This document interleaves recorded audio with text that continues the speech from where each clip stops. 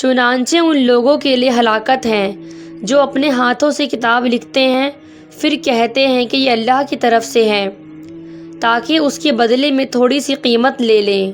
چنانچہ ان کے ہاتھوں نے جو لکھا اس کی وجہ سے ان کے لیے ہلاکت ہے، اور وہ جو کماتے ہیں اس کی وجہ سے ان کے لیے ہلاکت ہے۔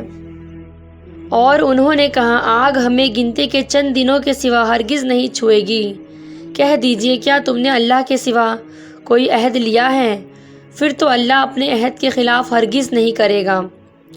کیا تم وہ بات کہتے ہو کہ اللہ کے بارے میں جو تم نہیں جانتے؟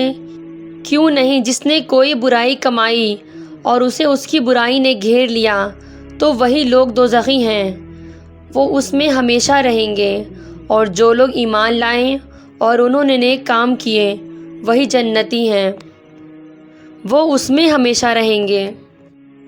اور جب ہم نے بنی اسرائیل سے پکا وعدہ لیا کہ تم اللہ کے سوا کسی کی عبادت نہ کرنا اور والدین، رشتہ دار، یتیموں اور مسکینوں سے نیک سلوک کرنا اور تم لوگوں سے اچھی باتیں کہنا اور نماز قائم کرنا اور زکوٰۃ دینا، پھر تم اس وعدے سے پھر گئے مگر تم میں سے تھوڑے اس کے پابند رہے، اور تم تو پھر جانے والے ہی ہو۔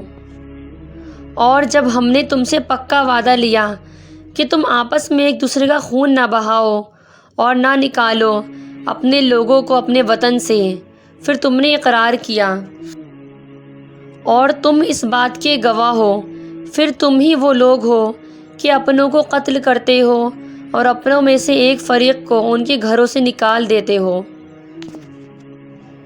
تم ان کے خلاف گناہ اور زیادتی کے ساتھ دوسروں کی مدد کرتے ہو، اور اگر وہ تمہارے پاس قیدی ہو کر آئیں تو تم انہیں فدیہ دے کر چھڑاتے ہو، حالانکہ تم پر ان کا نکال دینا ہی حرام قرار دیا گیا تھا۔ کیا تم کتاب کے ایک حصے پر ایمان لاتے ہو اور دوسرے حصے کا انکار کرتے ہو؟